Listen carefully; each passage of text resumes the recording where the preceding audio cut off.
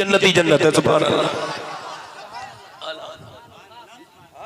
नहीं, हुसैनियत को जिंदा रखना है, ये जरूरी है। हुसैनियत जिंदा रखना जरूरी है, चूंकि हुसैन ने जो इस्लाम पर एहसान किया है इसके तले आज भी हम सब लोग हैं, अल्हम्दुलिल्लाह।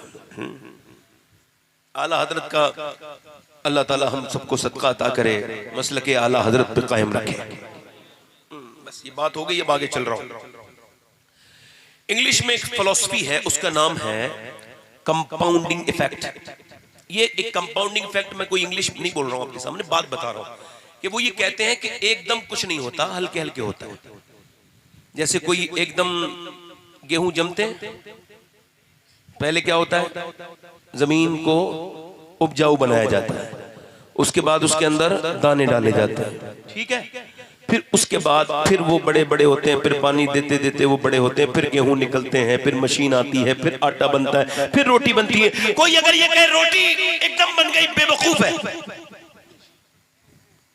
उसमें चक्की का भी अपना किरदार है ना। ऐसे ही कोई, आप जरा गौर करो, ऐसे ही कोई एकदम कामयाब नहीं हो जाता, ना कोई एकदम कामयाब हो जाता है। एक दो गुटखा खाने से कैंसर नहीं होता, 15-20 साल मेहनत करनी पड़ती है, तब कहीं जाके मुंह सड़ता है, मुंह के अंदर कीड़े पड़ते हैं। डॉक्टर कहता है अब तुम मर जाओगे, कैंसर हो गया तुम्हें। वो कहता है साहब मुझको ऐसा करो, आप मैं गुटखा छोड़ दूंगा। वो कहता है अब क्या गुटखा छोड़ेगा, अब तो दुनिया छोड़ने का वक्त आ गया। 1-2 सिगरेट पीने से किसी का दिल का दौरा नहीं पड़ता, 20-25 साल तक मेहनत करनी पड़ती है, रोज 100-150 रुपए खराब करने पड़ते हैं, 200-250 रुपए खराब करने पड़ते हैं, फिर कहीं जाकर के दिल का दौरा पड़ता है, एक साइलेंट अटैक और इंसान अंदर से बाहर। अब मेरी तरफ तवज्जो करो, एकदम कुछ होता नहीं, ना एकदम किसी को कैंसर होता है। ऐसे ही बगैर किसी तमसील के समझ लीजिए, एकदम कोई किरदार दुनिया में नहीं आता, ना एकदम कोई अहमद रजा बनता है। पहले मुफ्ती नकी अली खां की पूरी मेहनतें उसके पीछे होती हैं। एकदम कोई मुफ्ती आजम नहीं होता, पहले उसके पीछे अहमद रजा फाजिल बरेलवी की दुआएं होती हैं। कोई एकदम साबिर कलियरी नहीं बनता, उसके पीछे एक जमाने तक की मेहनतें बाबा फरीदुद्दीन गंजे शकर की होती है। कोई एकदम फरीदुद्दीन गंजे शकर नहीं बनता, उसके पीछे बड़ी दुआएं कुतुबुद्दीन बख्तियार काकी की होती है। कोई एकदम कुतुबुद्दीन बख्तियार काकी नहीं बनता, उसके पीछे मोइनुद्दीन चिश्ती की दुआएं होती है। कोई एकदम अब्दुल कादिर नहीं बनता, न जाने कितनी दुआएं उसके ऊपर इमाम हसन और हुसैन की होती है, तब कहीं जाके कोई अब्दुल कादिर बनता है और कोई एकदम हुसैन नहीं बनता।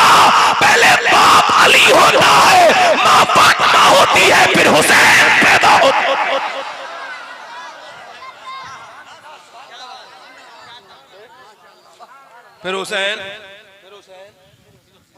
फिर हुसैन एक और थोड़ा कम करो। अच्छा ये देखो, इधर नाचने वालों के घरों के, नाचने वाली कूदने वालों के घरों पे हुसैन जैसे बच्चे पैदा नहीं होंगे। ये जो गालियां देने वाले हैं, जो अपनी बीवियों को मारने तोड़ने वाले हैं, ये जो लोग अपनी बीवी को मारते हैं, इन जाहिलों को क्या पता कितना जुल्म करते हैं अपने बच्चों के दिमाग पर। ये जो आपके बच्चे छोटे छोटे देख रहे हैं ना, वो डर के रोते हैं, माँ बाप लड़ रहे हैं, बच्चे रोते हैं बेचारे। उनके मरते दम तक एक रिसर्च में यह है कि उन बच्चों के ऊपर इतना गंदा असर पहुंचता है कि वो मरते दम तक उस तकलीफ को भूलते नहीं जो उनके माँ बाप के लड़ने से उनको होती है। छोटे बच्चे, अब 2 साल का बच्चा इधर भाग रहा है, वो अपनी बीवी को मार रहा है। अरे कुछ तो इतने जालिम है कि पेट के अंदर भी बच्चा मार रहे हैं बीवी को, जाहिल। अब कुछ दिनों पहले रिसर्च हुआ, हार्वर्ड यूनिवर्सिटी ने रिसर्च किया कि ये बच्चे कौन होते हैं जो अपनी माँ के पेट से ही पागल पैदा होते हैं, ये बच्चे कौन होते हैं। तो उन्होंने 27 साल रिसर्च करने के बाद कहा ये वो बच्चे हैं जब ये अपनी माँ के पेट में थे तो बाप ने इनकी माँ को मारा प्रेग्नेंट मूवमेंट में। अब जब मारा तो वो समझता था जाहिल बीबी को मार रहा हूं, मगर पेट के बच्चे के ऊपर असर हो गया। अब देखो जरा, अब चाहे तो लखनऊ दिखा के या दिल्ली दिखा या कहीं भी दिखा, भागता फिर तेरा बच्चा तो तेरे हाथ का किया धरा है। तूने अपनी बीबी को मारा, उसके असर में तेरा बच्चा पागल पैदा हुआ। अब जरा गौर करें आप कि जब औरत जाती है डॉक्टर के पास प्रेग्नेंट मूवमेंट में, तो डॉक्टर कहता है अगर तुम ये चाहती हो मेरी बहन कि आपको अल्लाह ताकतवर बच्चा दे तो ज्यादा आयरन की चीजें खाना, जैसे बादाम खाना या सेब खाना, इसमें आयरन बहुत है। अगर तुम ये चाहती हो कि बच्चे के अंदर विटामिन डी बढ़े तो ऐसा करना कि तुम ज्यादा जो है ना, ज्यादातर विटामिन डी के लिए आप ऐसा करना धूप में ज्यादा बैठना, और आप ऐसा करना कि ज्यादा अमरूद खाना। आप ये चाहती हो विटामिन सी बढ़े तो आप ऐसा करना कि नींबू खाना और आप संतरे खाना। अब मुझे बता बताओ कि अल्लाह का बनाया हुआ सेब, संतरा, अनार, अमरूद अगर माँ खाए तो बच्चे पे असर हो जाए, तो क्या अल्लाह का कुरान माँ पढ़ना शुरू कर देगी तो पेट के बच्चे पे असर नहीं होगा? बताओ, माँ गालियां बकती है, इसका असर बच्चे पर होता है, माँ का गुस्से का असर बच्चे पर होता है। हजरत सैयदा राबिया बसरी के पास जब कोई हामिला औरत आती थी तो उसका हाथ पकड़ के कहती थी, देख मैं तुझे अल्लाह का वास्ता देती हूँ, तेरे पेट में अब बच्चा है, अब कोई झूठ मत बोलना, अब कोई गुनाह न करना, अब कोई गंदा काम न करना, क्योंकि तेरा बच्चा पैदा बाद में होता है, उस पे माँ का असर पेट के अंदर ही से आ जाता है। नहीं समझे बात? आपका बच्चा ट्रक के नीचे कट रहा हो तो उसको रोकोगे नहीं, बचाओगे नहीं? बचाओगे। और बच्चा जहन्नम में जा रहा हो तो तुमने अपने घरों में टीवियां चलाई, फिल्में चलाई, ड्रामे लेके आए, तुम ही तो लेके आए अपने घरों में टीवियां, उसके अंदर नाच गाना हुआ। अब तुम्हारे बच्चों को ऐसी आदत पड़ गई कि 12-12 साल के बच्चे चौराहे पे बैठ के गंदी गंदी तस्वीरें देख रहे हैं, गंदी गंदी फिल्में देख रहे हैं। हमारी कौम के 12-12, 15-15 साल के बच्चे बर्बाद हो गए, उनके पास कुछ बचा नहीं। वो मोबाइल की उसको समझते हैं कि ये फ्री है, मेरे पास डेटा फ्री है, कितना भी गंदी चीजें देख लूं, कितनी भी फिल्में देख लूं, कितनी भी ड्रामे देख लूं। वो ये समझते हैं कोई देख नहीं रहा, मगर अल्लाह हर बात को देख रहा है। अल्लाह समीन बसीर है, अलीमुल खबीर है, सब सुनता जानता है, देख रहा है। तुम जो दिल में सोचते हो वो भी अल्लाह तुम्हारा देख रहा है। ऐ नौजवानों, तुमसे कहता हूँ कब तक अपनी जिंदगियां बर्बाद करते रहोगे? मेरी बेटियों, तुम कहते हो मेरी बेटी ने नाक कटा दी, मेरी बेटी ने नाक कटा दी, मेरी बेटी ने, बेटी नाक नहीं कटाती। बेटी तो नाक ऊंची करने के लिए दुनिया में आती है, मगर कटवाते तो लोग खुद है अपनी बेटी से नाक, क्योंकि उसको गंदे तरीके से जो है वो उसकी परवरिश करते हैं, उसको दीन नहीं देते बल्कि दुनिया देते हैं। और दुनिया कितनी खराब देते हैं आपको बताऊं। घर में एक जवान लड़की है और वो अभी एक छोटी सी बच्ची है घर में, उसने देखा मेरी माँ भी फिल्म देख रही है, मेरा बाप बेगैरत भी फिल्म देख रहा है, मेरा भाई तयूस भी फिल्म देख रहा है, और ये सब फिल्म देख रहे हैं। फिल्म के अंदर गंदे मनाजिर आ रहे हैं, गंदी तस्वीरें आ रही हैं, गंदी फिल्में आ रही हैं, गंदी चीजें आ रही हैं फिल्म के अंदर। और जब फिल्म के अंदर गंदी तस्वीरें आ रही हैं, गंदे मनाजिर आ रहे हैं, गंदी चीजें आ रही है, अल्लाह अकबर, जरा गौर करे। जब गंदी चीजें आ रही है, बेटी वो देखती रही, और वो अपनी माँ को देखती थी कि जब कोई गंदा सीन आता था और जब हीरो हीरोइन आपस में मिलते तो अम्मी खुश हो जाती थी, और जब हीरो हीरोइन भाग गए तो अम्मी को बड़ी खुशी हुई। वो ये देखते देखते जवान हुई, उसके जज्बात बिल्कुल मफलूज हो गए, वो बर्बाद हो गई। वही बच्ची बड़े होके वही काम कर दिया जो उसे 20 साल की उम्र तक दिखाया था। अगर टीवी में दिखाने वाली से पूछो कि दिखाया तो तू नहीं था, आज वो भाग गई तो परेशान क्यों हो रही है? अगर तू टीवी के सामने रोने के बजाय अगर तू मुसल्ले पे अल्लाह के सामने रोती, और अगर तूने टीवी दिखाने के बजाय उसको अल्लाह का कुरान दिखाया होता तो तेरी बेटी भागती नहीं बल्कि तेरा सर बुलंद कर देती इज्जत के साथ। मगर तूने अपनी बेटी को बर्बाद किया, तुमने अपने बेटों को बर्बाद किया, हमने अपने रास्ते में खुद ही कांटे बोए हैं। मुसलमान बर्बाद होते चले जा रहे हैं। इस कौम को कौन बचाएगा? जिस कौम के अंदर खुले गाने, ड्रामे, बाने, ताशे होते हैं, वो काम जो यजीदी करते थे आज वो मुसलमानों के घरों में हो रहे हैं। इस काम के लिए हुसैन ने यजीद से जंग लड़ी। सुनो, तुम यजीद से इस वजह से नफरत करते हो कि हुसैन ने उसको कत्ल किया, उसने हुसैन को कत्ल करवाया था। तुम इस वजह से यजीद से नफरत करते हो, मगर हुसैन यजीद से इस वजह से नफरत करते थे कि वो शरीयत का मुखालिफ। हमारी नफरत में और हुसैन की नफरत में फर्क है, समझ आ रही? उसकी नफरत, इमाम हुसैन की नफरत थी शरीयत की वजह से, और हमारी है हुसैन की वजह से। हम उसकी उन बातों को बुरा नहीं, उन बातों को नहीं सोचते जो उसकी बुरी बातें थी। मौलाए कायनात मौला अली, दोनों हाथ उठा के बोलो या अली, जोर से बोलो या अली, या अली, अली, सुभान अल्लाह। नाम ही काफी है, एक नाम अली ऐसा है, नाम ले दो हो गई फजीलत पूरी। मौला अली। आजकल लड़के वर्जिश करते हैं, डोले शोले बनाते हैं, उसमें जाते हैं जिम में। जब तक जिम में जाते रहे तो तब तक उनकी बॉडी बनती रही। जिम में जाना बंद तो फिर पेट बहर आ गया, फिर उनकी बॉडी शोडी खत्म।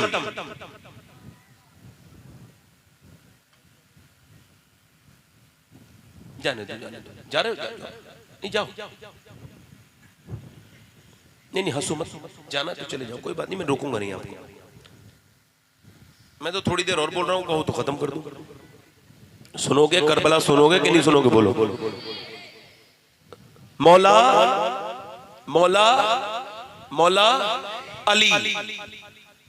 आप भी वर्जिश करते हैं, हम भी वर्जिश करते हैं। मौला अली से पूछा आप कैसी वर्जिश करते हैं? अली से बड़ा पहलवान दुनिया में पैदा नहीं हुआ। बोलो है? क्योंकि पहली जंग है जंग बदर, उसमें 70 मारे गए। कितने मारे गए कुफारे मक्का? कितने मारे गए? 70। और 312 सहाबा ने मिलके मारे 35 और अकेले अली ने मारे 35। पीछे वाले बोलो अकेले अली ने मारे। एक और कम कर दो भाई थोड़ा सा। अकेले अली ने मारे, अकेले अली ने मारे। हाँ और बस यहाँ रहने दो। अकेले अली ने मारे। बहुत अच्छा माइक बोल रहा है आपका माशाअल्लाह। अकेले अली ने मारे 35। अली से पूछा, मौला अली से पूछा, ए अली ये बताओ आप कौन सी वर्जिश करते हो? फरमाया कोई वर्जिश नहीं करता, एक रात में 1000 रकात नमाज नफिल पढ़ते थे।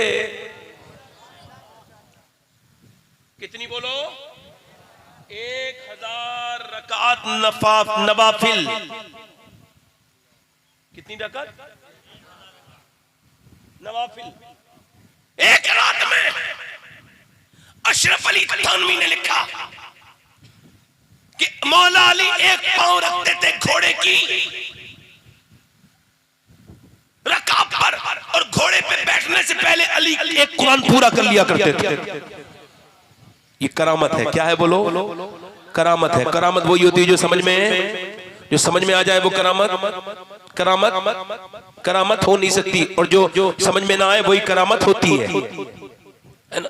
अब मौला अली से पूछा गया, अब जरा गौर करो। मौला अली फरमाते हैं एक दिन मैं अपने घर आया अपनी बीबी के पास, तो मेरी बीबी थोड़ी परेशान लग रही थी। सैयदा तैयबा ताहिरा आबिदा जाहिदा मखदूमा कायनात मखदूमा सैयदा फातिमा ज़हरा। इमाम अली कहते हैं मैंने पूछा फातिमा कुछ परेशान नजर आती है, क्या बात है? अर्ज करने लगी, ए मेरे सरताज मेरे दोनों बच्चे बीमार हैं। अल्लाह अकबर। मेरी बहनें सुने, मेरी बेटियां सुने। अली बोले तो फिर मन्नत मांग लो, 3 रोजे की मन्नत मांगो, हम दुआ करते हैं। अल्लाह अकबर। आज औरतों को कोई परेशानी आए तो ये मन्नत मांगती है, वो मन्नत मांगती है, मगर नबी की बेटी को जब कोई हाजत थी तो कोई दूसरी मन्नत नहीं मांगी, एक ही मन्नत मानी। ऐसे करके हाथ उठा के अली दुआ कर रहे हैं। फातिमा आमीन कह रही है। मुझे बताओ दुआ करने वाले अली हो और आमीन कहने वाले नबी की बेटी हो, सुभान अल्लाह। ऐसे करके दुआ कर रहे हैं, अल्लाह हमारे बच्चों को शिफा दे दे। हम 3 रोजे रखेंगे, 3 रोजे शुक्राने के तौर पर 3 रोजे रखेंगे। 3 रोजे की मन्नत मांगी है। आज से ये मिजाज मेरी बहनों को दे दिया जाए। किसी मजार पे जाने की तुमको जरूरत नहीं, न किसी मियां के पास जाने की जरूरत नहीं। जब कोई परेशानी आए नबी की बेटी के तरीके पर तरीका इख्तियार करना कि 3 रोजे की मन्नत मांग लेना और कहना है अल्लाह तूने अपनी नबी की बेटी फातिमा की भी दुआ कबूल की थी, मेरी दुआ भी कबूल कर ले तो मैं 3 रोजे शुक्राने की अदा करूंगी, इंशाअल्लाह मायूस नहीं होंगी। कितने रोजे बोलो? 3 रोजे। अच्छा सुनो, मौला अली कहते हैं मेरे बच्चे दोनों ठीक हो गए। बोल के सुनो, मेरे बच्चे दोनों मौला अली कहते हैं मेरे बच्चे दोनों ठीक हो गए। और जब मेरे बच्चे दोनों ठीक हो गए तो सुबह फातिमा ज़हरा ने हमारे लिए सहरी के लिए उठाया। अच्छा सहरी के लिए कुछ है? नहीं, कुछ नहीं है, सिर्फ पानी से सहरी की गई। हसन ने पानी पिया, हुसैन ने पानी पिया, अली ने पानी पिया, सैयदा फातिमा ने भी पानी पिया। सहरी हो गई। मौला अली कहते हैं सुबह के वक्त जब धूप निकली तो मैं अपने बच्चों के लिए मजदूरी करने निकला। कोई अपने घर से मजदूरी करने जाए तो बिल्कुल फख्र से जाया करे, अपना सर झुका के नहीं, सर उठा के जाया करे, क्योंकि मजदूरी करना अली की भी सुन्नत है, नबी की भी सुन्नत है।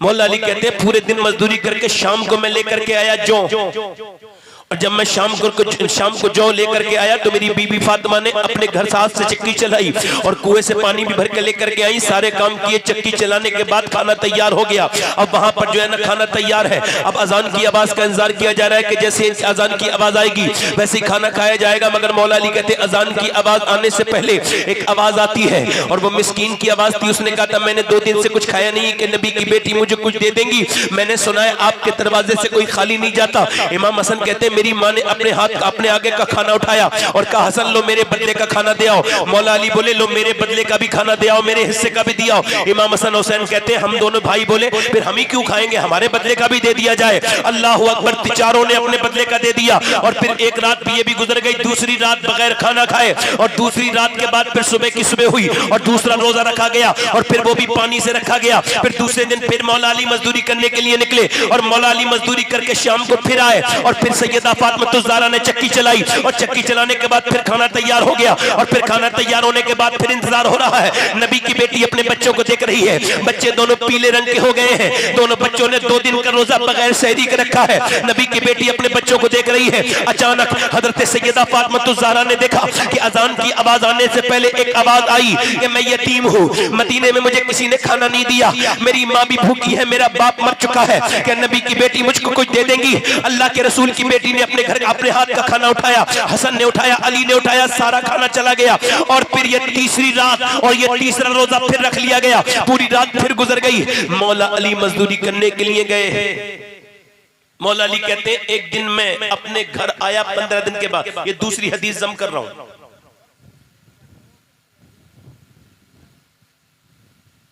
कहते 15 दिन के बाद मैंने अपनी बीबी को दरवाजे पे आवाज दी तो मेरी बीबी ने दरवाजा खोल के मुस्कुरा के सलाम कर दिया। न किसी ताबीज वाले आदमी के पास जाने की जरूरत, आज ताबीज वो लोग दे रहे हैं जिनके घर में खुद बरकत नहीं, उनसे ताबीजें न लो। मेरी बेटियों न जाओ, अपनी इज्जतों को सलामत रखो, न जाओ किसी बदबख्त के पास जो तुम्हारी इज्जतों से खेले, जो बर्बादी करे, बदतमीजी करे, न जाओ मेरी बेटियों। तुमको नबी की बेटी ने अपने शौहर को राजी करना है, तलाक से बचना है, मोहब्बत चाहती है शौहर की तो किसी ताबीज में मोहब्बत नहीं है, बस एक ही तरीका है कि जब शौहर आए ये कि तुमने बदतमीजी कर रखी है कि दूसरे मर्दों को दिखाने के लिए तुम मेकअप करके जाती हो, शादियों में मेकअप करके जाती हो और जब जाती हो किसी के मेहमानदारी में तो वहां भी जाती हो तो मेकअप करके जाती हो, मगर अपने शौहर को मुंह बना के दिखाती हो बेकार से कपड़े, उसके साथ बदअखलाकी करती हो। जब वो शाम को घर लौटता है तो लड़ाई झगड़े करती हो, उसके साथ अच्छा माहौल नहीं करती। तुमको क्या पता कि जब मर्द घर लौटता है तो उसको सुकून चाहिए होता है, वो पूरे दिन मजदूरी करके इधर उधर से आके अपने घर में सुकून के लिए आता है। अब जब वो झगड़े देखता है तो उसकी जिंदगी वहां बर्बाद लगती है, उसको बिल्कुल सुकून नहीं होता, वो अपनी जिंदगी पर अफसोस करता है, रोता है, परेशान होता है कि देखो बाहर पूरे दिन काम करूं और शाम को आगे झगड़े दूं। मगर मेरे आला हज़रत फाज़िल बरेलवी फरमाते हैं कि अगर औरत अपने दूसरे मर्दों के लिए सजेगी तो हराम है, और अगर अपने मर्द के लिए सजे और उसका मर्द उसे देख के खुश हो जाए तो अल्लाह उस औरत को एक सदके का सवाब अता फरमाता है,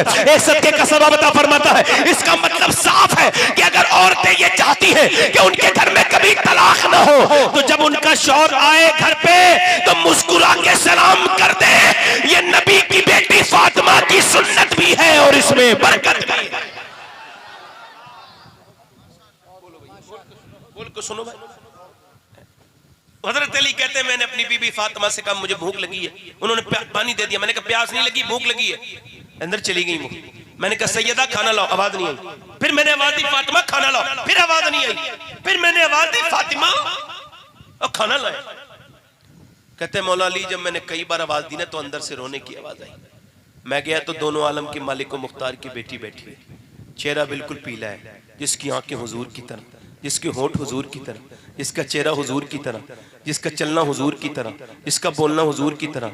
जब फातिमा बोलती थी ऐसा लगता था अल्लाह के रसूल ही बोल रहे हैं, जब फातिमा मुस्कुराती थी ऐसा लगता था अल्लाह के रसूल ही आमना के लाल बोल रहे हैं। हजरत अली ने कहा रोती क्यों है, आंखों में आंसू क्यों है? कहा मेरे शौहर आपने खाना मांगा है, खाना नहीं दे पाई हूँ। कहा क्यों? कि जब आप घर से गए थे कई दिन का फाका था, आज भी आपके बच्चे भूखे सो गए, घर में कुछ नहीं है। हजरत अली कहते हैं मैं रोने लगा। फातिमा का तरीका तो देखो क्या बेहतरीन तरीका, ये नहीं कहा कितना आला कितना बुलंद तरीका है, ये नहीं कहा तुम रखे गए थे। आपने फरमाया फातिमा आपने मुझे बताया क्यों नहीं? कहने लगे मेरे अब्बा ने कहा था अल फातिमा अली से वो मत मांगना जो उनके पास मौजूद ना हो। मौला अली कहते मैं बैठा था, बैठने के बाद रोने लगा और मेरी आंखों से आंसू गिरने लगे। फातिमा ने मुझे देखा, फिर फातिमा भी रोई। मैंने कहा क्या हुआ फातिमा? का आप चले गए थे, मेरे अब्बा के घर में 16 दिन से चूल्हा नहीं जला। मौला अली कहते हैं मैं भूखा था मगर मजदूरी करने गया, बच्चों की सुनी नहीं गया, मगर जब हुजूर का सुना दिल में चल गया। कहते एक बाग में मैंने बाग वाले से कहा कुछ काम करवाओगे, मदीने में बाग है बहुत, कोई काम लोगे मुझसे? उसने कहा खजूर को पानी दो डोल से, एक डोल निकालोगे एक खजूर अजवा की दूंगा। कहते मौला अली 3 डोल निकाले और मैं थक गया। फिर मैंने 3 के बाद 4 5 6 7 8 9 10 कहते 17 डोल निकाले, पूरा पसीने में नहा गया। और पसीने में नहाने के बाद फरमाते मौला अली मैं 17 खजूरें उठाई, गया अपने घर नहीं। कहते हैं हसन हुसैन भूखे थे, उनके पास नहीं गया, मैं खुद भी भूखा था, मैंने चक्के भी नहीं देखी, हुजूर की बारगाह में ले गया। या रसूल अल्लाह एक खजूर। सरकार ने फरमाया अली तेरी बीबी भूखी है, हसन भूखे हैं, हुसैन भूखे हैं, तुम उनको नहीं लेके गए? मैंने कहा या रसूलल्लाह, हसन से ज्यादा, हुसैन से ज्यादा, फातिमा से ज्यादा अली आपसे मोहब्बत करता है। मेरे नबी ने दोनों हाथ उठाए, दुआ की, अल्लाह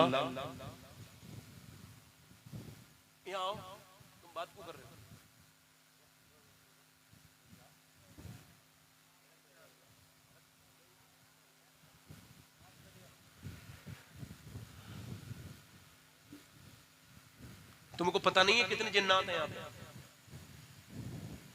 एक बार अगर नाराज हो गया ना अल्लाह, तुमको खबर नहीं है तुम लोगों को अभी ये क्या बयान हो रहा है। ये बयान सुनने के लिए फरिश्ते आते हैं। हर रिवायत के ताबे होते हैं कुछ ना कुछ जिन्नात, उन रिवायतों पे आशिक होते हैं, जहां पढ़ी जाती है वहीं आते हैं। हम यहाँ बात कर रहे हैं, आप पीछे से हमें डिस्टर्ब कर रहे हो।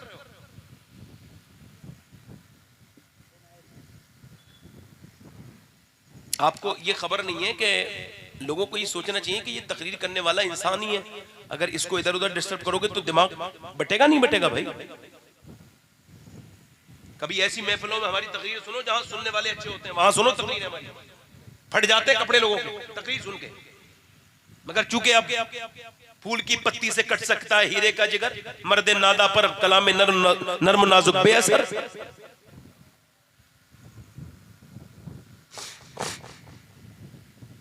भूल गया मैं क्या हदीस बयान कर, वो जज्बात बड़ी देर में आते हैं और वो खत्म हो गए।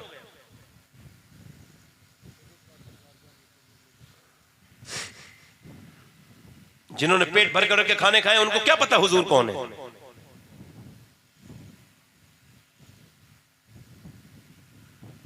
डीएम की महफिल में जाता है बंदा, हिलता जुलता नहीं,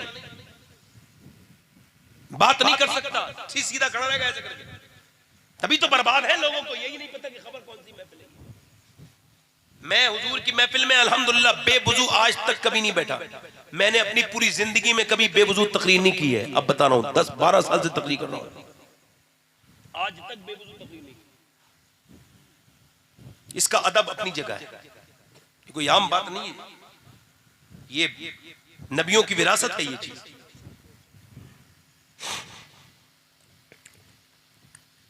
हजरत अली कहते हैं मैं तीसरे दिन फिर अपने घर से गया हूं। अब अगर किसी का बाप, किसी का भाई, किसी का चचा, किसी का बहनोई, किसी का रिश्तेदार अगर मजदूर है तो उसे अपनाने में बिल्कुल अवताट महसूस मत करना, उसको अपनाने में कोई परेशानी प्रॉब्लम मत करना, शर्माना नहीं। जिसका बाप मजदूर हो वो ना शर्माए, शर्माए वो जिसका बाप 2 नंबर का काम करता हो, शर्माए वो जिसका हराम का खाता हो। जिसके बाप ने मजदूरी करके खिलाया है उसे तो फख्र से कहना चाहिए मेरा बाप मजदूर है और उसने हलाल की कमाई से मुझे मिला।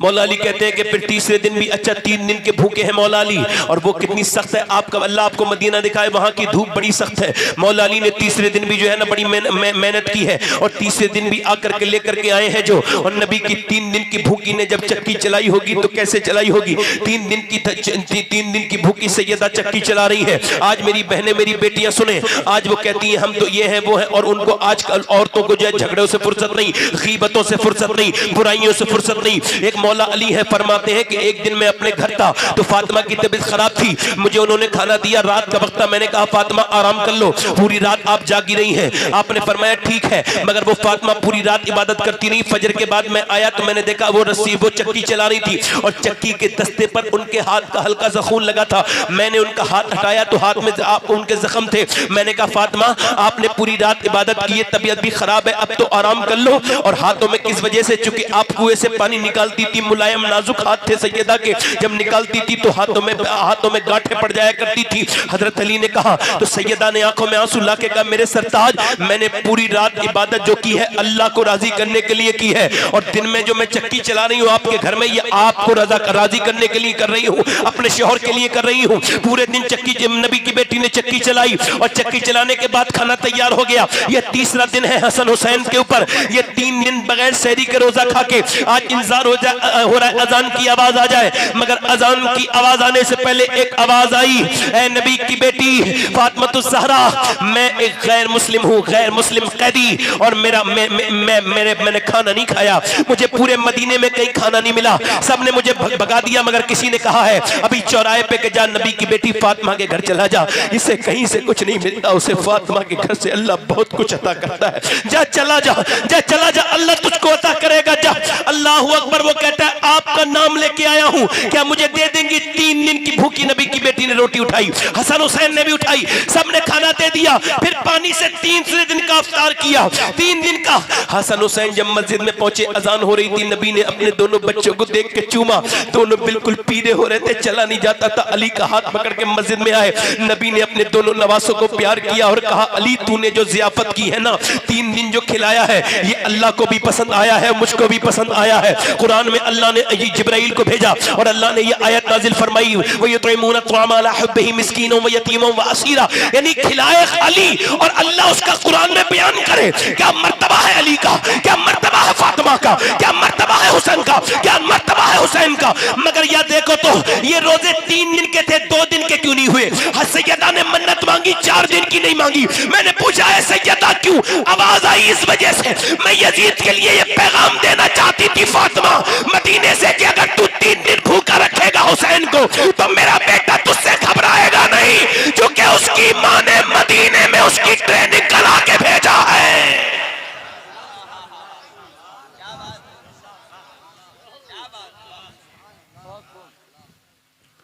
हुसैन इब्ने अली है, हजरत अली शहीद हो चुके, इमाम हसन शहीद हो चुके हैं, हजरत अबू बकर सिद्दीक का विसाल हो चुका है, हजरत उमर शहीद हो चुके हैं, हजरत उस्मान गनी शहीद हो चुके हैं, और यजीद तख्त पर बैठ चुका है। यजीद कहता है जब तक हुसैन मेरे हाथ पर बेअत नहीं करेंगे, बेअत का मतलब है बिक जाना, है ना?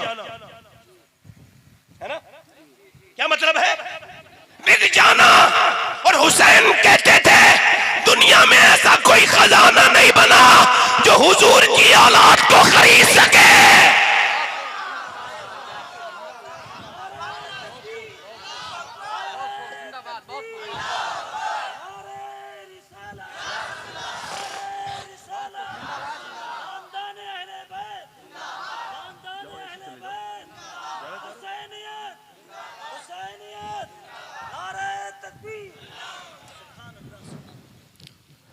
अच्छा इधर देखो, एक चीज होती है तकदीर, क्या होती है बोलो? तकदीर को न मानने वाला काफिर है, क्या है बोलो? और तकदीर को मानने में आप ही की भलाई है। अच्छा आप मुझे बताओ तकदीर को मानना क्यों जरूरी है? आप मुझे बताओ, कोई अपनी मर्जी से अपना बाप चुनता है? अपनी मर्जी से अपनी माँ बनाता है? अगर ऐसा होता तो गरीबों के घर बच्चे पैदा होते हैं, सब मालदारों के गरीब पैदा हो रहे होते बच्चे। कोई अपनी मर्जी से अपना बाप, बोलो तो सही भाई, चुनता है? अगर आपको अच्छा लगे तो बोलो, चुनता है कोई अपनी मर्जी से अपना बाप? मैं ये बात यहाँ पर कुछ चेहरे देखकर ये बात मैं यहाँ पर नकल नहीं करूंगा, मुझे कोई जरूरत नहीं है ये कहने की कि मुजाहिद मिल्लत फरमाते थे अगर मिंबर पे बैठो तो मिंबर का हक अदा करो। मैं ये बात नहीं कहूंगा, ये उन्होंने कहा है। जोर से बोलो सुभान अल्लाह, दिल लगा के बोलो। वैसे भी बद्दौक लोगों को दुनिया में रहनी नहीं चाहिए, उनका कोई काम ही नहीं बद्दौक का। जोर से बोलो सुभान अल्लाह। यहाँ तो दुनिया जिंदगी जिंदा दिली का नाम है, मुर्दा दिल के खाक जिया करते हैं। जहां भी गए ऐसे लोग होते हैं। अब मेरी बात सुनो, मैं क्या कह रहा हूं आपसे, तवज्जो करना मेरी बात पे। कोई अपनी मर्जी से अपना बाप नहीं बनाता ना, अपनी माँ, अपना भाई, अपनी बहन, अपना नाना, अपनी नानी, कोई अपनी मर्जी से अपना बेटा, अपनी बेटी। मगर किसी का अगर बाप अच्छा है तो माँ अच्छी नहीं, किसी की माँ अच्छी है तो बाप अच्छा नहीं, बाप माँ दोनों अच्छे हैं तो भाई किसी का बिगड़ा हुआ है, तो किसी की बहन ठीक नहीं है, तो किसी का नाना ठीक नहीं है, तो किसी का दादा ठीक नहीं है, किसी की दादी ठीक नहीं, तो किसी की नानी ठीक नहीं। मगर एक अकेला हुसैन ऐसा है मदीने वाला कि जिसे जिधर से भी देखो लाजवाब है। अल्लाह ने उसको भाई दिया तो इमाम हसन दिया जो जन्नती जवानों का सरदार है, उसकी बहन जैनब सारी अपनी जमाने की औरतों की सरदारा है, उसकी माँ फातिमा सारी जन्नती औरतों की सरदारा है, उसका बाप अली सारे वलियों का सरदार है, और उसकी नानी खदीजा सारी उम्महातुल मोमिनीन की सरदारा है, और उसका नाना सारे नबियों का सरदार है। अफजल है कुल जहां में घराना हुसैन का, अफजल है कुल जहां में घराना हुसैन का। अरे नबियों का ताजदार है नाना हुसैन का। नारे तकबीर, नारे रिसालत, नारे रिसालत। हुजूर सैयद शहबाज हुसैन मियां साहब क़िबला। बहुत खूब, बहुत खूब, माशाअल्लाह। नबियों का पूरा मजमा पढ़ो। नबियों का ताजदार है नाना, पूरा मजमा, नाना हुसैन का। और एक पल की थी बस हुकूमत यजीद की, अरे सदियां हुसैन की है जमाना, बोलो जमाना। नबियों का ताजदार है नाना, नाना। यजीद ने कहा हुसैन मुझसे बेअत करे, हुसैन ने मना, चूंकि यजीद शराबी भी था, जानी भी था, बदकार था, उसके हाथ में हुसैन का हाथ आ ही नहीं सकता। अच्छा, आपको ये बर्दाश्त करोगे कि आपकी मस्जिद का इमाम शराबी के पास बैठे? करोगे बर्दाश्त? आप ये बर्दाश्त करोगे कि आपकी मस्जिद का इमाम किसी बिगड़े हुए लड़के के साथ रहे? बर्दाश्त करोगे? अरे जब तुम्हारा इमाम बर्दाश्त नहीं कर सकते तो वो इमाम तो सारे इमामों का भी इमाम है।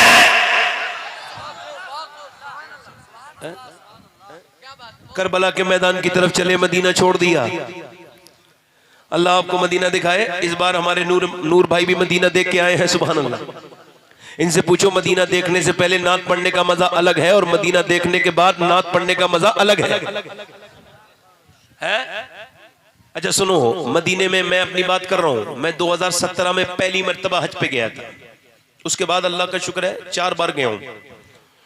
मगर ये इस वजह से कह रहा हूं कि समझाने के लिए आपको, ताकि आपको मदीना समझ में आ जाए। मैंने ना ऐसी गलियां कहीं देखी, मैंने शहर बहुत देखे मगर मदीने जैसा शहर, हाँ मैं आपको बताऊं 2017 से लेके अब तक अल्लाह की कसम खा के कहता हूं कोई ऐसा एक दिन नहीं गुजरा जो मैंने हुजूर का मदीना याद न किया हो।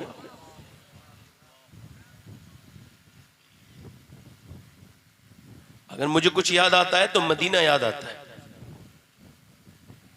वो जाली याद आती है, वो रोजा याद आता है, वो गुंबद याद आता है। कौन वहां आराम कर रहा है जो सारी उम्मत के बाप से ज्यादा मेहरबान है? कौन आराम कर रहा है जिसने पूरी रात हम गुनहगारों के लिए गुजारी है दुआ रो रो करके? कोई गुनहगार जो हुजूर से मोहब्बत करता हो अपना दिल थोड़ा ना करे, अल्लाह ने चाहा तो अल्लाह उसको बख्शेगा। इमाम मदीना छोड़ते हैं, बोलो कैसे छोड़ा होगा मदीना? मैं तो 8 दिन के लिए गया था, 10 दिन के लिए गया तो दिल आज तक फटता है। मगर हुसैन तो पैदा भी वहीं हुए, खेले भी वहीं। कभी नाना के नबी, कभी हम तो हुजूर का रोजा देखते हैं मगर हुसैन तो कभी नाना के कांधों पर है, कभी नाना की जबान चूस रहे हैं, कभी नाना की गोद में खेल रहे हैं, कभी नाना के मेंबर के पास जा रहे हैं। अल्लाह अकबर। कभी गौर तो करो, इस बात पर तवज्जो तो करो, हुसैन ने जब मदीना छोड़ा होगा, मदीना छोड़ दिया हुसैन ने, मदीना छोड़ दिया। मदीना छोड़ के हुसैन मक्के के आए और मक्का छोड़ने के बाद इमाम को खत आए, इतने खत लिखे कूफे वालों ने कि इमाम फिर जो है वो कूफे की तरफ गए। और कूफे की तरफ जब गए, मगर कूफे में हजरत मुस्लिम को पहले भेजा था, उन्होंने कहा था अच्छी यहाँ पे हालात है, सब लोगों ने मेरी बैत कर ली। मगर इब्ने ज़ियाद ने, उबैदुल्लाह बिन ज़ियाद ने आकर के सब लोगों को बरगलाया और कूफियों ने धोखा दे दिया, मुस्लिम को कत्ल कर दिया। इमाम रास्ते में जा रहे थे, अल्लाह अकबर, जरा किसी ने आकर के कहा, शायर ने, इमाम न जाओ कूफे की तरफ न जाओ। कहा क्यों? कहा हुसैन न जाओ, तुम्हारे भाई मुस्लिम को हमने देखा है कि धोखा देके लटका दिया। कहा कूफे की बाजार में तुम्हारे भाई की लाश लटकी है। कहा ये बता मेरे भाई की लाश कहां थी? कहा लटकी है। कहा ये बता झुका तो नहीं मेरा भाई? अगर नहीं झुका तो अहले बैत वही है, लटक सकते हैं मगर झुक नहीं सकते।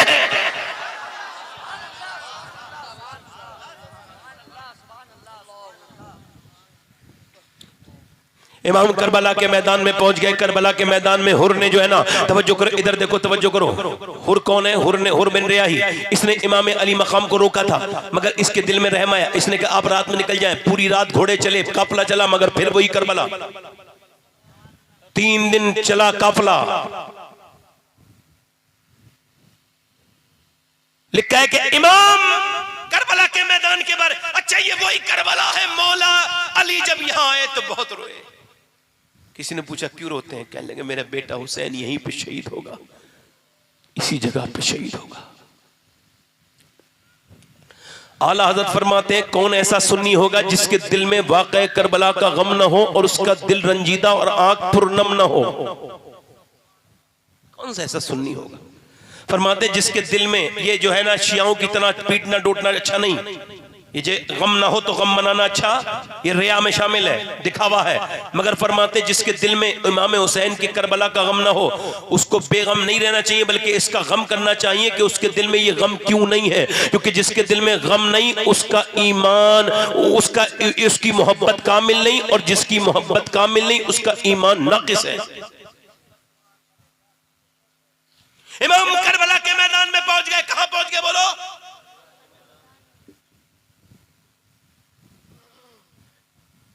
इमाम ने तकरीर की है, ए कुफिया मुझे पहचानो, मैं हुसैन इब्न अली हूं। मैं वही हूं जो नाना के दोष पर खेलता था। कभी मुझे नाना अपनी चादर में छुपाते थे। मेरे नाना फरमाते थे हुसैन को मत रोने दिया करो, मुझे हुसैन के रोने से तकलीफ होती है। यजीदियों पे बात का असर यजीदियों पर बात का असर। इसका मतलब यह कि अगर हुसैन भी तकरीर करने वाले हो, सामने यजीदी हो तो असर, पैसे के लालची हो तो असर, दौलत के भूखे हो तो असर, मतलबी हो तो असर। आज कल हुसैन की तकरीर असर नहीं करती थी, आज नासबियों पर गुलाम हुसैन की तकरीर असर नहीं करती।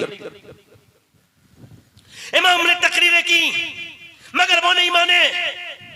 इतनी देर में हुर बिन रियाही आए। जंग शुरू होने से पहले, हुसैन क्या अल्लाह मुझे माफ कर देगा, मैंने आपका काफिला रोका, मैं बड़ा गुनहगार हूं, कयामत के दिन क्या मुंह दिखाऊंगा आपके नाना को, मुझे क्या अल्लाह माफ कर देगा? इमाम ने फरमाया मैं तुझे सिर्फ माफ नहीं करूंगा, बल्कि वादा करता हूं कि तेरी शफात अपने नाना से करवाऊंगा। ये गया, जाकर के हुर गए और जाकर के अब्दुल्ला बिन ज़ियाद से बोले अगर मैं जा रहा हूं इमाम हुसैन की तरफ। उसने कहा उधर मौत है, इधर दौलत है, इधर शोहरत है। और बोला तुझे हुसैन के पास मौत नजर आती है, मुझे हुसैन के कदमों में जन्नत नजर आती है।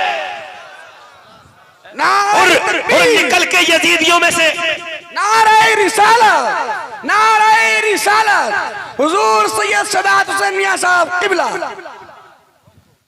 और निकल के यजीदियों में से हुसैनियों में को आ गए और जाकर के यजीदियों से लड़ते लड़ते शहीद हो गए। ये नारा हुर का था जिस वक्त फौजे शाम से निकले कि देखो यूं निकलते हैं जहन्नम से खुदा वाले। हजारों में 72 थे वो तस्लीम और रजा वाले, हकीकत में खुदा उनका था और वो थे खुदा वाले। और किसी ने जब वतन पूछा तो ये हजरत ने फरमाया मदीने वाले कहलाते थे, अब है करबला वाले। कल तक नाना की गलियों में घूमते थे, आज कूफे में, आज करबला में है, यहाँ भूखे प्यासे हैं, जंगे हो रही है। एक औरत निकल के जा रही है अपने बेटे के लिए, उसने आवाज सुनी, बेटे से कहा देख के तो कैसी जंग हो रही है। बेटा गया, आके रोने लगा। कहला क्यों माँ बोली क्यों रोता है? लेकिन मेरी माँ, मैंने वहाँ खेमे देखे लगे और वहाँ एक इतने खूबसूरत इंसान देखे ना, मैंने ऐसा किसी की नाक देखी ना किसी को होठ देखे, ऐसा खूबसूरत शख्स मैंने अपनी जिंदगी में नहीं। मैंने पूछा ये कौन है जिनका चेहरा सूरज से ज्यादा चमकता है, कौन है? उनका तुमने पहचाना नहीं? ये हुसैन बिन अली है।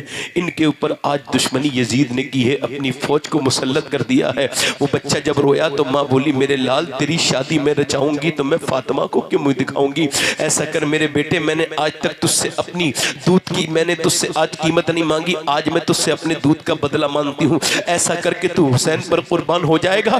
बेटा बोला बिल्कुल मेरी माँ, मेरा भी दिल यही करता है। माँ ने कहा मेरे बेटे अब तू दुनिया में दूल्हा नहीं बनेगा, तू जन्नत में दूल्हा बनेगा। कहाँ जन्नत दूल्हा बनेगा, बोलो जन्नत में। बेटा निकला और बेटा निकलने के बाद इमाम अली मकाम के पहुंचा। इमाम ने मना कर दिया। माँ बोली नहीं मेरे इमाम मेरे बेटे को कबूल कर ले, बेवा औरत हूँ, इसके बाप की और मेरी बख्शिश का सहारा बन जाएगा, मेरे इमाम कबूल करे। इमाम ने इजाजत दे दी। बेटा जब लड़ने के लिए गया तो माँ ने ऐसे करके झोली फैलाई और फैलाने के बाद ऐसे करके दुआ की, अल्लाह मेरे बेटे की शहादत कबूल फरमा ले। जैसे ही उसने ये दुआ की है, बेटे की गर्दन कट के झोली में गिर गई। उसने बाल से उसका सर उठाया और फिर यजीदियों की तरफ फेंक दिया और कहा यजीदियों ये लो, जो चीज हम अल्लाह की राह में दे देते हैं वापस नहीं लेते।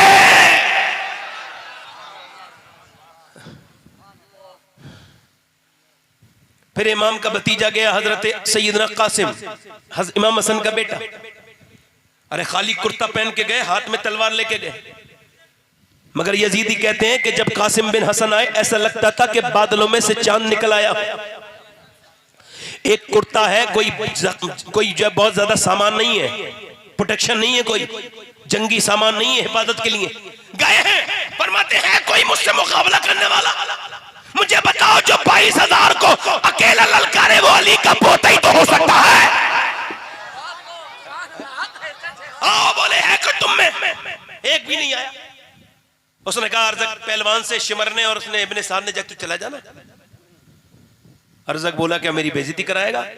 अरे वो 4 दिन का लौंडा, मैं 500 लोगों से लड़ता हूं अकेला, मुझे में इतनी ताकत है, मैं उससे लड़ूंगा। फिर मैं अपने बच्चों को भेजूंगा कि कल ले ट्राई फिर जा। उसने अपना एक बेटा भेजा, बाप की ताकत पे घमंड करते हुए बेटा आया। आने में तो टाइम लगा मगर जाने में टाइम। दूसरा आया, आने में टाइम लगा, मरने में टाइम। तीसरा आया, अली के पोते ने वो जौहर दिखाए काट के ऐसे गाजर मूली की तरह। जब चारों कट गए तो आखिर में खुद आया और आने के बाद बोला अरे तूने मेरे बेटे को मार दिया जान से, मैं तुझको छोड़ूंगा नहीं, तुझे पता है मैं कौन हूं, मुझे जानता है, मेरा नाम तूने सुना है कि नहीं सुना है? मेरा नाम अर्जक है। हजरत कासिम बोले मैंने तो तेरा नाम नहीं सुना मगर तूने मेरे दादा अली का नाम जरूर सुना होगा। बातें क्या करता है, सामने को निकलना। आपने फरमाया तू अपने आप को बहुत बड़ा पहलवान कहता है, तेरी तो जीन खुली हुई है, घोड़े पे से गिरने वाला है। उसने नीचे गर्दन घुमाई ना, इमाम ने ऐसी तलवार मारी गाजर की तरह सर दूर जाके गिरा और आवाज आई अली का वो घर है जिस घर का हर एक बच्चा जहां पैदा हुआ शेरे खुदा मालूम होता है। काटते काटते मेरे इमाम ने जो है ना, मेरे इमाम ने मगर मियाँ अकेले कितनों से लड़ते, भाले आए, नेजे आए, इतने नेजे आए आप गिर गए नीचे को। और उसके बाद इमाम जब और लाशें उठाते थे तो आप अपनी बाजुओं में लेके आते थे, मगर इस लाश के लिए आपने चादर अपनी बिछाई, चादर, और चादर बिछाने के बाद फिर सर रखा और सर रखने के बाद पूरा जिस्म के हिस्से रखे और फिर गठरी बंधाई और इमाम लेके चले गए खेमे की तरफ। फिर इमाम का एक बेटा सबसे आखिर में शहीद हुआ 18 साल का। इमाम जब गए तो इमाम के बेटे अली अकबर की आंखों में आंसू हैं। इमाम आगे बढ़ के कहते हैं मेरे बेटे तेरी शहादत का वक्त करीब है, तुम क्यों रोते हो? तो बेटा अपने बाप को देख के बोला मेरे बाबा और कोई बात नहीं, आप अकेले रह जाएंगे, मेरे बाद मेरे अब्बा आप अकेले रह जाएंगे। बेटा जब रोया तो इमाम ने फरमाया ना रोने का वक्त नहीं, तेरी दादी तुझे देखना चाहती हैं, जन्नत में तेरा इंतजार कर रही हैं, तेरे दादा अली तुझे देखेंगे, तेरे नाना तुझको देखेंगे, मेरे नाना कौसर का जाम लिए खड़े हैं। इमाम ने अपने 18 साल की बेटे की मैयत को उठाया। जो जवान बेटे की मैयत पे न रोया वो हुसैन, खून से जिसने जमाने को धोया वो हुसैन। इमाम ने उठाया और उठाने के बाद चल दिए और फिर उसके बाद 6 महीने के बेटे अली असगर को दफन कर दिया, जिनके तीर मारा गया था। वो उन्हें दफन क्यों किया? सिर्फ एक ही कब्र बनाई और कोई कब्र नहीं बनाई इमाम ने, सिर्फ अली असगर की कब्र बनाई। क्यों? उलमा लिखते हैं इस वजह से कि घोड़े दौड़े थे बाद में लाशों पर, अगर 6 महीने के अली असगर के ऊपर घोड़ा दौड़ जाता तो अल्लाह इस कौम को बर्बाद कर देता।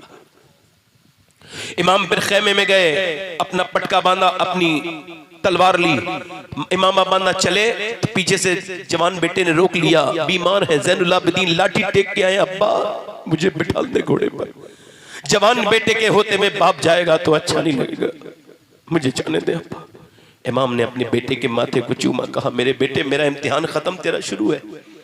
तू मेरी नस्ल का अमीन है, तू मेरी अमानतों का अमीन है। मैं अपने सीने से सारे खजाने जो मुझे मेरे नाने ने दिए मैं तुझे देता हूं। इमाम ने अपने जवान बेटे को समझाया, फिर अपनी बीवियों की तरफ गए, का जा रहा हूं, रोना चीखना मत, चिल्लाना मत, मैं जा रहा हूं। सैयदा ज़ैनब ने कहा किसके सहारे छोड़ के जा रहे हो भैया? कहा जिसके सहारे इब्राहिम हाजरा को छोड़ के मक्के में आए थे, उसी रब के सहारे छोड़ के जा रहा हूं अपने खानदान को। इमाम ने दोनों हाथ उठा के दुआ की, अल्लाह मेरे अहले बैत की हिफाजत कर, मेरे घर वालों की। फिर इमाम ने जब घोड़े पे बैठे, घोड़ा नहीं चल रहा था क्योंकि छोटी वाली बच्ची ने, छोटी वाली बेटी ने इमाम हुसैन की अपने बाप के घोड़े के पांव पकड़ लिए थे, मगर घोड़ा चलने को तैयार नहीं। इमाम चलाते देखा, नीचे छोटी बच्ची नीचे उतर के अपनी बेटी को प्यार किया। अल्लाह अकबर, कैसे चला होगा? फातिमा के लाडले का आखिरी दीदार है, हश्र का हंगामा बरपा है, मयाने अहले बैत पूरे करती हैं उरूसाने शहादत का सिंगार, खूबरू दूल्हा बना है हर ज़बाने अहले बैत, और अपना सौदा बेचकर बाजार सूना कर गए। कौन सी बस्ती बसाई ताजराने अहले बैत। अल्लाह अकबर, जरा गौर, रज्म का मैदान बना, जलवा गाए हुस्न इश्क करबला में हो रहा है इम्तिहान अहले बैत। मेरा इमाम अपने घोड़े को लेकर निकला है। इमाम जब निकला है तो फिर इमाम बन के ही निकला है। घोड़े के सामने जो आता है उसे काटते चले जाते हैं, मगर कब तक वो बुज़दिल आप सामने आना बंद हो गए। उन्होंने दूर से तीर चलाए, किसी की हिम्मत नहीं थी शेर खुदा के बेटे के सामने आता। वो एक कई हजार थे, 20,000 से ज्यादा थे, मगर फिर भी आते नहीं थे। इमाम ने जो है ना, इमाम ने जब उनके तलवार से मुकाबला नहीं कर पाए, तीर मारे। पहला तीर इमाम के सीने में लगा। आपने उस तीर को निकाल रहे थे, रोने की आवाज आई, पलट के खैमे पे गए। क्या ज़ैनब रोई थी? बहन ने कहा हाँ मेरे भाई, जब तेरे सीने पे तीर लगते देखा है तो बहन रो गई। इस वजह से मेरे भाई तुम मेरे साथ थे, मैंने सारी परेशानी झेल ली, मैं अकेले कैसे झेलूंगी? आप तो रुक। इमाम ने कहा मेरी बहन ज़ैनब, जब तारीख लिखी जाएगी तो खाली हुसैन की नहीं लिखी जाएगी, तारीख ज़ैनब की भी लिखी जाएगी। उस ज़ैनब की लिखी जाएगी जिसने अपने भाई पे सब कुछ कुर्बान कर दिया।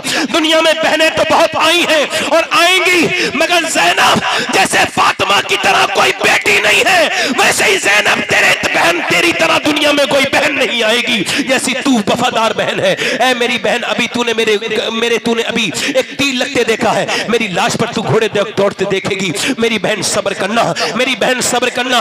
इमाम ने अपनी बहन को समझाया। उसके बाद वापस फिर गए। अब जब वापस गए तो फिर तीर मारे गए, 1-2 तीर नहीं, 10,000 लोग जब एक भूखे प्यासे की तरफ तीर मारे, एक इंसान के तीर मारे, वो लोग कहां लगेगा तीर, कोई जगह ऐसी बची नहीं थी। एक तीर आपके सीने में लगा था, उसको निकाल रहे थे कि माथे पे आके दूसरा तीर लग गया। आपने उसको भी निकाला, अल्लाह अकबर, आपने उसको भी निकाला, और निकालने के बाद फिर आप हटे तो इतने तीर आए कि आपके हाथ के अंदर की जो पकड़ है वो कमजोर हो गई। शहादत का वक्त करीब आ गया।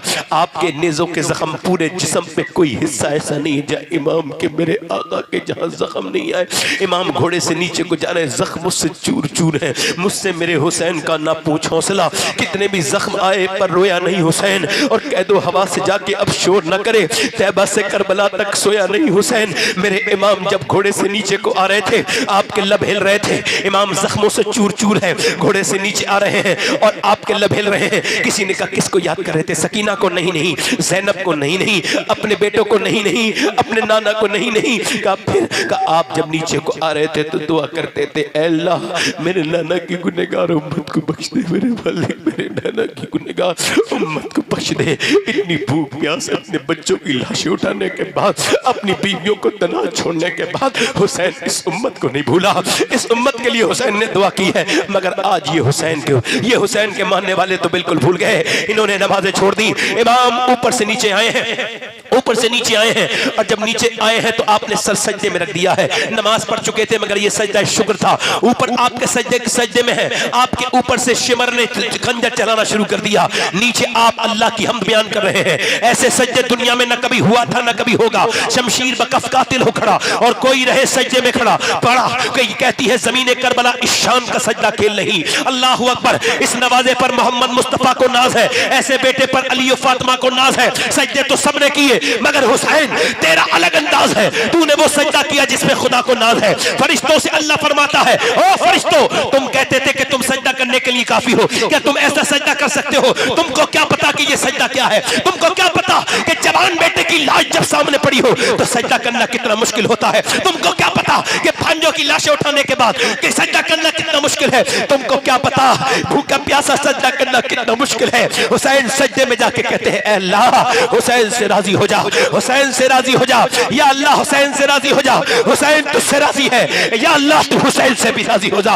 हुसैन के जाने वालों से भी राजी हो जा, हुसैन की औलाद से भी राजी हो जा। आज हम अल्लाह की रजा भूल गए, आज सजदों से खाली है ये जमीन, ये मस्जिदें पुकार पुकार के तुम्हें कह रही है, करबला के सजदे आवाज देते हैं, हुसैन आओ, आओ हुसैनियों आओ। ये मस्जिदें कब तक खाली रखोगे? आओ हुसैनियों, यजीदियों ने फिर अपना सर उठा दिया है, आओ हुसैनियों अपनी मस्जिदों को आबाद कर दो।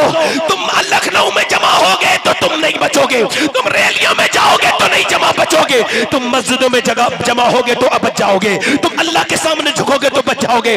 तुम अपने खाने खा करके नमाज़ें नहीं पढ़ते, तुम रोजे रख करके नमाज़ें नहीं पढ़ते, तुम जो है ना तुम खा के पी के नमाज़ें नहीं पढ़ते, तुम पंखों के नीचे नमाज़ें नहीं पढ़ते, मगर हुसैन ने भूखे प्यासे रह के नमाज पढ़ के दिखाई है।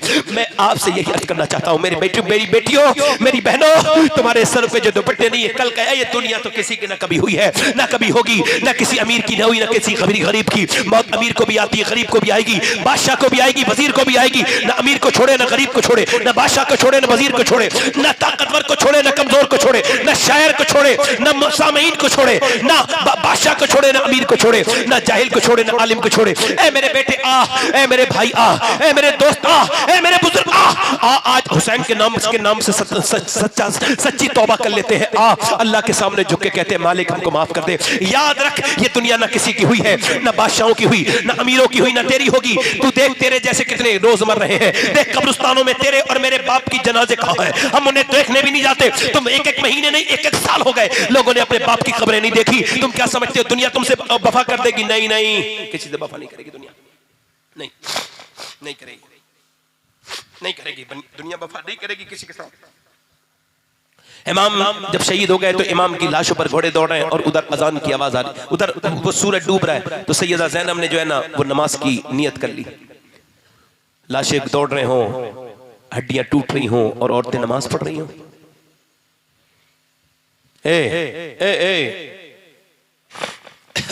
दो मिनट रुक जा बेटे, अगर तेरे पास वक्त नहीं है ना तो मेरे पास भी वक्त नहीं है। मैं अपने घर आज गया था 17-18 दिन के बाद और 2 घंटे रुक के आ गया। तेरे पास भी वक्त नहीं है, मेरे पास भी वक्त नहीं है,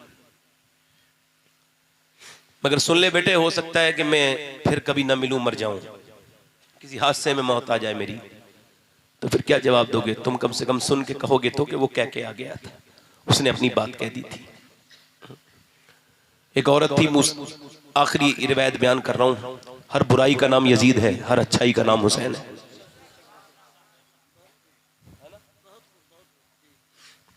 हर आवारगी का नाम यजीद है और हर मुहज्जब इंसान का नाम हुसैन है। एक औरत थी बनी इसराइल में, नौजवानों के लिए रिवायत बयान कर रहा हूं, इतनी खूबसूरत, अल्लाह ने इतना हुस्न दिया जो देखता दीवाना हो जाता।